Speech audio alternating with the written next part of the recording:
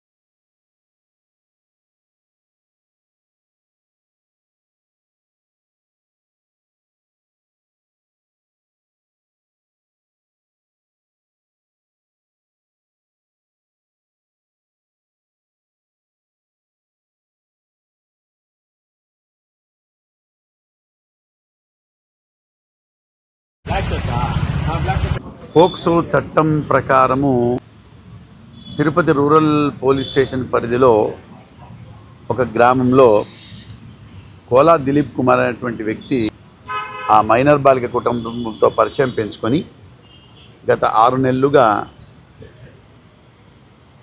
ఆ బాలికను ప్రేమ పేరుతో వేధిస్తుండడం వల్ల వాళ్ళ తల్లి ఇచ్చినటువంటి ఫిర్యాదు మేరకు కేసు నమోదు చేయడం జరిగింది.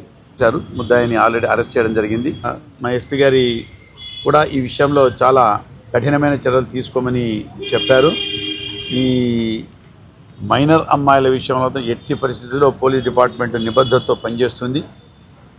తల్లిదండ్రులు కూడా ముఖ్యంగా ఇప్పుడు 6 నెలలుగా ఆ అమ్మాయిని వెంటపడుతుంటే మరి తల్లిదండ్రులు కూడా వాళ్ళ పిల్లలు అంటే ఈ ఒక్కటే కేసు అని కాదు, జనరల్గా తల్లిదండ్రులు కూడా ఆడపిల్లలు ఏం చేస్తున్నారు, స్కూల్కి ఎన్ని గంటలకు పోతున్నారు, ఎన్ని గంటలకు వస్తున్నారు, ఏం చేస్తున్నారు, వాళ్ళకి సెల్ ఫోన్ ఉందా లేదా, ఎవరితో మాట్లాడుతున్నారు, ఇవన్నీ కూడా తల్లిదండ్రులు ముఖ్యంగా చూసుకోవాల్సిన బాధ్యత కూడా తల్లిదండ్రుల మీద కూడా ఉంది.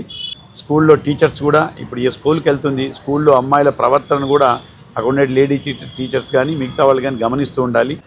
ఇప్పుడు ఇలా ఇంకొక ఏ వ్యక్తి అయినా కూడా మైనర్ అమ్మాయిల మీద ఇలా ప్రేమ పేరుతో వేధించినా, ప్రేమ పేరుతో అఘాయిత్యాలు చేసినా కూడా ఖచ్చితంగా పీడీ యాక్ట్ ఇంపోజ్ చేస్తాం వాళ్ళ మీద.